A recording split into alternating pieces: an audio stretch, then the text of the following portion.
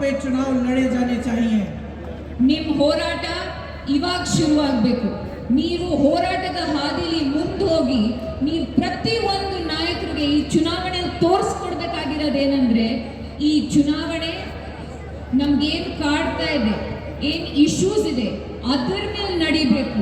ನಮ್ಗೇನು ತೊಂದರೆ ಇದೆ, ಈ ದೇಶಕ್ಕೆ ಏನಾಗಿದೆ ಅದರ ಮೇಲೆ ನಡಿಬೇಕು ಅಂತ ತಾವು ತಕ್ಕ ಪಾಠವನ್ನ ಕಲಿಸ್ಕೊಡ್ಬೇಕು. मैं मोदी जी को चुनौती देती हूँ, इस चुनाव को महंगाई, बेरोजगारी, शिक्षा की सुविधाएं, स्वास्थ्य की सुविधाएं पे लड़ के देखें। ನಾನು ನರೇಂದ್ರ ಮೋದಿ ಅವ್ರಿಗೆ ಒಂದು ಚಾಲೆಂಜ್ ಕೊಡ್ತೀನಿ.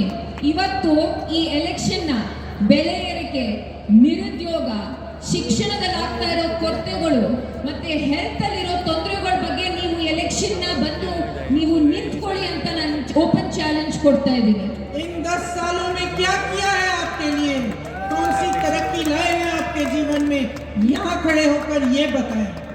ಈ 10 ವರ್ಷದಲ್ಲಿ ನಿಮ್ಮ ಜೀವನದಲ್ಲಿ ಏನ್ ಪ್ರಗತಿ ತಂದಿದ್ದಾರೆ, ನಿಮಗೋಸ್ಕರ ಏನ್ ಮಾಡಿದ್ದಾರೆ ಅಂತ ಇಲ್ಲಿ ಬಂದು ನಿಂತ್ಕೊಂಡು ಮಾತಾಡ್ಬೇಕು ಪ್ರಧಾನಮಂತ್ರಿ ಮೋದಿ ಅವರು.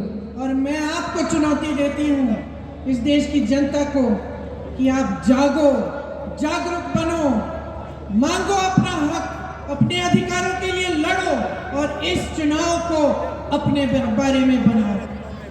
ನಾನು ನಿಮ್ಗೆಲ್ಲರಿಗೂ ಹೇಳೋದೇನೆಂದ್ರೆ, ಇದು ನಿಮ್ಮ ಹೋರಾಟ. ಈ ಚುನಾವಣೆ ನಿಮ್ಮ ಇಶ್ಯೂಸ್ ಮೇಲೆ ಆಗ್ಬೇಕು, ನಿಮಗೆ ಆಗ್ತಾ ಇರೋಂಥ ಏನ್ ತೊಂದರೆಗಳಿದೋ ಅದರ ಮೇಲೆ ಆಗ್ಬೇಕು. ಇದೇ ನಿಮ್ಮ ಹೋರಾಟ. ನೀವೆಲ್ಲರೂ ಎದ್ದೇಳಿ ಎಚ್ಚರರಾಗಿ ಮುಂದೆ ಹೋಗಿ ಅಂತ ನಾನು ಹೇಳಕ್ ಇಷ್ಟಪಡ್ತೀನಿ. बहुत हो गया है, आपने बहुत देख लिया है, अब बदलाव लाओ, कांग्रेस के उम्मीदवारों को जिताओ, जैसे कर्नाटका में आपकी सरकार ने आपको काम करके दिखाया है और आगे भी आपको दिखाएगी, उसी तरह की सरकार केंद्र में लाओ ताकि आपके मुद्दे सर्वोपरि हो और आप सर्वोपरि हो। ऐसा ही होना चाहिए लोकतंत्र में। आप बहुत ध्यान से यहाँ पे बैठे हैं मेरी बातों को सुनने के लिए, इसके लिए खासतौर से आप लोगों को बहुत बहुत धन्यवाद। जानती हूँ कि बहुत देर हो गई, आप सबको भी जाना है।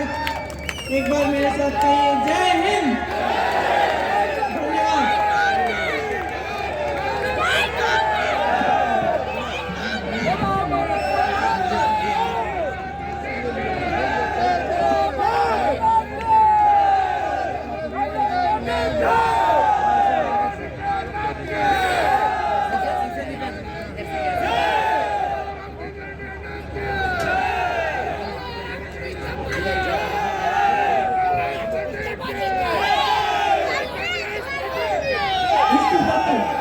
ಈ ವೇದಿಕೆಯಲ್ಲಿ ನಮ್ಮೆಲ್ಲರನ್ನ ಉದ್ದೇಶಿಸಿ ಮಾತನಾಡುವುದರ ಜೊತೆಗೆ ಮಹಿಳಾ ಸಬಲೀಕರಣದ ಬಗ್ಗೆ, ನೃತ್ಯದ ಸಮಸ್ಯೆಯ ಬಗ್ಗೆ, ಬಡತನದ ಬಗ್ಗೆ, ಬೆಲೆ ಏರಿಕೆಗೆ ಸಂಬಂಧಿಸಿದ ಹಾಗೆ ಇಡೀ ದೇಶ ಎದುರಿಸುತ್ತಿರುವ ಸಮಸ್ಯೆಗಳ ಬಗ್ಗೆ ಮಾತನಾಡಿದಂತಹ ನಮ್ಮ ನಿಮ್ಮೆಲ್ಲರ ನೆಚ್ಚಿನ ಗಟ್ಟಿತನಕ್ಕೆ ಮತ್ತೊಂದು ಹೆಸರು ಶ್ರೀಮತಿ ಪ್ರಿಯಾಂಕಾ ಗಾಂಧಿ ಅವರಿಗೆ ಜೋರಾದ ಚಪ್ಪಾಳೆಯ ಮೂಲಕ ಧನ್ಯವಾದಗಳನ್ನ ಸಮರ್ಪಿಸಬೇಕು ಅಂತ ಹೇಳಿ ಪ್ರೀತಿಯಿಂದ ವಿನಂತಿಸ್ತಾ ಇದ್ದೀನಿ.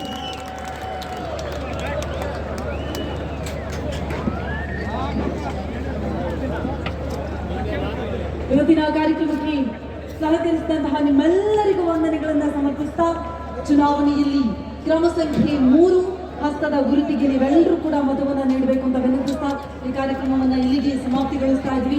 ಪ್ರತ್ಯಕ್ಷವಾಗಿ ಪರೋಕ್ಷವಾಗಿ ಸಹಕರಿಸಿದಂತಹ ಸರ್ವರಿಗೂ ವಂದನೆಗಳನ್ನು ಸಮರ್ಪಿಸ್ತಾ ಇದ್ದೀವಿ. ಧನ್ಯವಾದಗಳು. ಮತ್ತೆ ಸಿಗೋಣ. ನಮಸ್ಕಾರ. ಶುಭರಾತ್ರಿ. ಕಾಂಗ್ರೆಸ್ ಪಾರ್ಟಿಗೆ